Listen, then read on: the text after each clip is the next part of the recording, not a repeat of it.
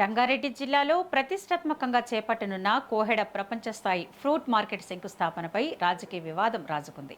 రైతులకు నష్టపరిహారం చెల్లించకుండా భూములు స్వాధీనం చేసుకుంటున్నారని బీఆర్ఎస్ మాజీ ఎమ్మెల్యే మంచిరెడ్డి కిషన్ రెడ్డి ఆరోపించారు. ప్రాజెక్టు కోసం భూముల ఎంపికలోనూ అక్రమాలు జరిగాయని ఆయన సంచలన వ్యాఖ్యలు చేశారు. కోహెడలో ఏర్పాటు చేయనున్న ఫ్రూట్ మార్కెట్ ప్రాజెక్టుపై బీఆర్ఎస్ మాజీ ఎమ్మెల్యే మంచిరెడ్డి కిషన్ రెడ్డి తీవ్ర అభ్యంతరం వ్యక్తం చేశారు.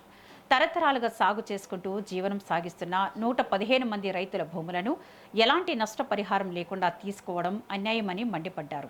వ్యవసాయ శాఖ పరిధిలోని 507, 548 సర్వే నెంబర్లో ఉన్న 170 ఎకరాల భూమిని వదిలేసి కొత్తగా 167/1 సర్వే నెంబర్లోని 179 ఎకరాలను ఎంపిక చేయడంపై అనుమానాలు వ్యక్తం చేశారు. ఈ మార్పు వెనుక ఎవరికి లబ్ధి చేకూర్చే ప్రయత్నం జరుగుతుందో ప్రభుత్వం స్పష్టం చేయాలని డిమాండ్ చేశారు.